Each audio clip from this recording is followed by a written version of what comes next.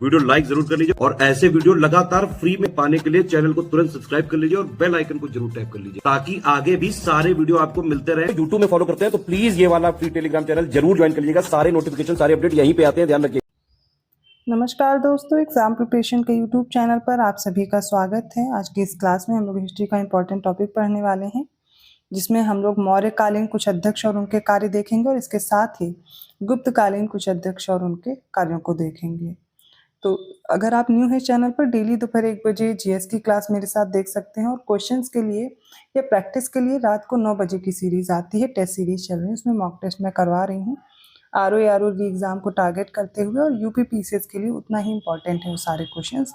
तो ध्यान से आप दोनों क्लासेस करते रहिए, आपको चैनल पर क्लासेस मिल जाएंगे, विजिट करेंगे। अगर कोई प्रॉब्लम है कमेंट कीजिएगा, आपको क्लासेस का लिंक प्रोवाइड कर दिया जाएगा। इसके साथ ही अगर आप कंप्लीट कोर्स ज्वाइन करना चाहते हैं जिसमें आपको स्टडी मटेरियल के साथ साथ डेली प्रैक्टिस भी करने को मिले, तो आप स्टडी फॉर सिविल सर्विसेज का पेड कोर्स ज्वाइन कर सकते हैं या फिर टेस्ट सीरीज भी ज्वाइन कर सकते हैं।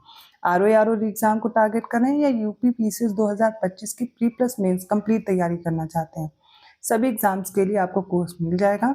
इसके लिए मैंने डिस्क्रिप्शन बॉक्स में नंबर प्रोवाइड किया, व्हाट्सएप मैसेज कीजिए, कॉल कीजिए, इन्फॉर्मेशन लीजिए और अपने कोर्स को परचेज कीजिए, या फिर गूगल प्ले स्टोर से एससीएस का ऐप डाउनलोड करके भी कोर्स परचेज कर सकते हैं।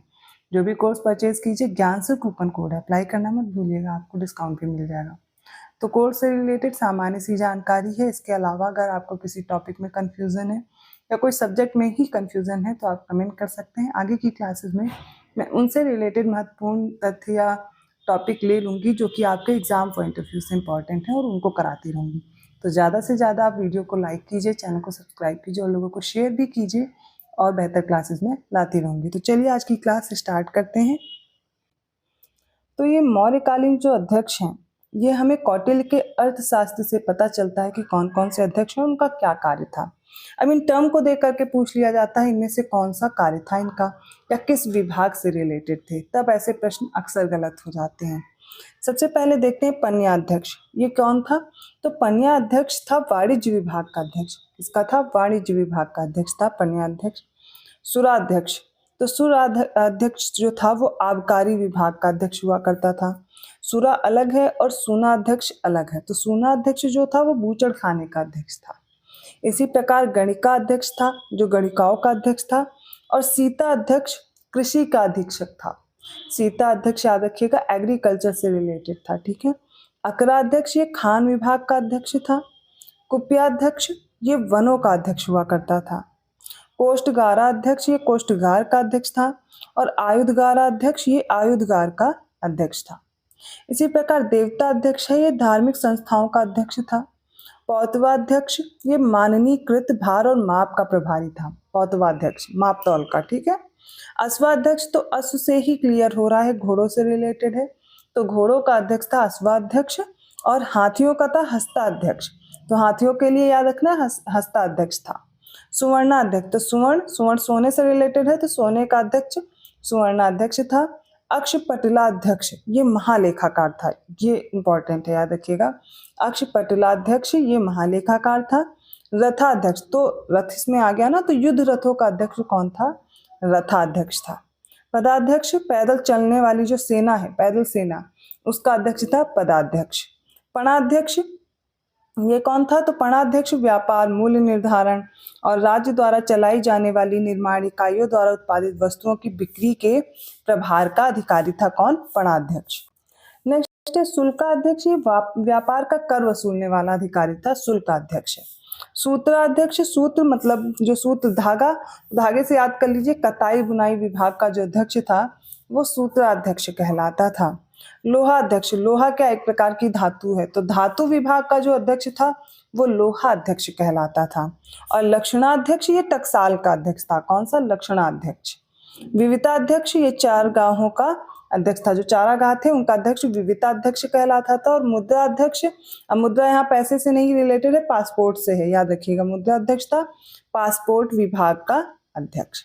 रूप दर्शक, तो ये सिक्कों का निरीक्षक हुआ करता था। दर्शक मतलब किसी चीज का निरीक्षण कर रहा है, देख रहा है, तो सिक्कों का निरीक्षक रूप दर्शक था। लवणाध्यक्ष, तो लवण नमक से रिलेटेड है, तो नमक विभाग का जो अधिकारी है वो लवणाध्यक्ष था। इसी प्रकार पत्तनाध्यक्ष, तो पत्तन बंदरगाह को कहते हैं, तो बंदरगाहों का अध्यक्ष पत्तनाध्यक्ष था। संस्थाध्यक्ष ये था बाजार का अधीक्षक, और नवाध्यक्ष ये था जहाज रानी विभाग का अध्यक्ष। जहाज रानी का नवा मतलब नाव से रिलेटेड कर दीजिएगा, जहाज रानी विभाग का अध्यक्ष। थोड़ा याद करने के लिए आपको ट्रिक बनानी पड़ेगी। अगर आप इनको लर्न करना चाहते हैं, इसका स्क्रीनशॉट लेकर के आपको 1-2 बार रिपीट करना है, याद हो जाएगा। अब इसी प्रकार गुप्त अभिलेखों में भी पदाधिकारियों के नाम मिलते हैं और वो क्या हुआ करते थे, उनके पास कौन सा विभाग था, इनसे भी इंपॉर्टेंट प्रश्न बन जाते हैं। तो एक एक करके गुप्त अभिलेखों का भी हम लोग देख लेते हैं। सबसे पहले देखिए इसमें कौन है, महाबलाधिकृत, ये प्रधान सेनापति था, महाबलाधिकृत। फिर महादंडनायक, ये मुख्य न्यायाधीश थे। महाप्रतिहार, ये राजमहल के रक्षकों का प्रमुख था। महासंधि विग्राहक, ये युद्ध निर्णायक था, ठीक है। तो महासंधि विग्राहक ये युद्ध निर्णायक हुआ करता था। दंडपाशिका जो दंड देते हैं, पुलिस विभाग का अध्यक्ष था।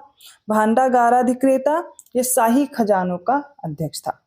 महापक्षपटालिक, ये लेखा विभाग का प्रमुख था। इसी प्रकार हम लोगों ने वहां भी पढ़ा, मौर्य काल में भी और ये भी गुप्त काल में भी लेखा विभाग के प्रमुख के बारे में। तो विनयस्थित संस्थापक जो थे वो शिक्षा विभाग का अध्यक्ष था। और ये सर्वाध्यक्ष, ये कौन थे, सभी केंद्रीय विभागों के निरीक्षक थे। महाश्वपति घुड़सवार सेना का नियंत्रक था। तो हम लोगों ने विन्यस्ती संस्थापक देख लिया, सर्वाध्यक्ष देख लिया। अब आते हैं महाश्वपति। तो महाश्वपति घुड़सवार सेना का नियंत्रक था। विनयपुरा कौन थे, तो ये राजा के दरबार में अलग अलग मेहमानों को पेश करने वाला अधिकारी था विनयपुरा। युक्तापुरुष, ये आधिकारिक युद्ध लूट का हिसाब रखने वाला अधिकारी था। खाद्यपकिका, ये शाही रसोई के निरीक्षक थे। और महानरपति, ये थे पैदल सेना का अध्यक्ष। तो महानरपति पैदल सेना का अध्यक्ष, खाद्यपकिका शाही रसोई के निरीक्षक, ये हो गए जो प्रमुख अधिकारी थे। इसके अलावा चंद्रगुप्त विक्रमादित्य के दरबार के नौरत्न को भी याद करना रहता है और कभी कभी प्रश्न आ जाता है इनमें से कौन से नौरत्न में शामिल नहीं थे, या इनमें से बताइए कौन से नौरत्न में शामिल थे, और स्टेटमेंट भी बन सकता है। तो आपको ये नौरत्न याद रखने हैं। तो इनके दरबार में सबसे पहले जो लेखक थे नौरत्नों में, वो कालिदास थे। धन्वंतरी चिकित्सक हुआ करते थे। वराह मिहिर खगोल शास्त्री थे। अमर सिंह कोशकार थे और छपणक ज्योतिष थे। शंकु शिल्प शास्त्र थे और बेताल भट्ट शास्त्र मंत्र वगैरह जानते थे। घटकरपर कवि थे और वर रुचि संस्कृत व्याकरण के ज्ञाता थे। तो कालिदास, धन्वंतरी, वराह मिहिर, अमर सिंह, शपड़क, शंकु, बेताल भट्ट, घटकरपर और वर रुचि, ये चंद्रगुप्त विक्रमादित्य के समय नौरत्न थे। तो हम लोगों ने जो मौर्य काल में प्रमुख अधिकारी उनके बारे में पढ़ा और उनके पास कौन कौन से, या वो कौन से अध्यक्ष थे, किस विभाग के अध्यक्ष थे। इसी प्रकार हम लोगों ने गुप्त शासन के भी पढ़े। तो ये इंपॉर्टेंट है आपके एग्जाम पॉइंट ऑफ व्यू से। आई होप आपको समझ में आया होगा। वीडियो अच्छा लगा तो प्लीज़ लाइक जरूर कीजिए और लोगों को शेयर करते रहिए। अब मैं अगली क्लास में कोशिश करूँगी जितने भी अभिलेख हैं और वो जिस शासक से रिलेटेड हैं वो सारे मैं एक जगह करवा दूंगी, जिससे आपको अब जो अभिलेखों से प्रश्न बनते हैं वो गलत नहीं होंगे। तो आगे क्लासेस फॉलो करते रहिए और नोटिफिकेशन आसानी से मिल जाए तो बेल आइकन प्रेस करना मत भूलिएगा। चैनल को सब्सक्राइब कीजिए और लोगों को शेयर करते रहिए। मैं मिलती हूँ अगली क्लास में, तब तक के लिए धन्यवाद। और हाँ, पेड कोर्स के लिए नंबर्स मैंने प्रोवाइड किया, आप उन पर इन्फॉर्मेशन ले सकते हैं। धन्यवाद।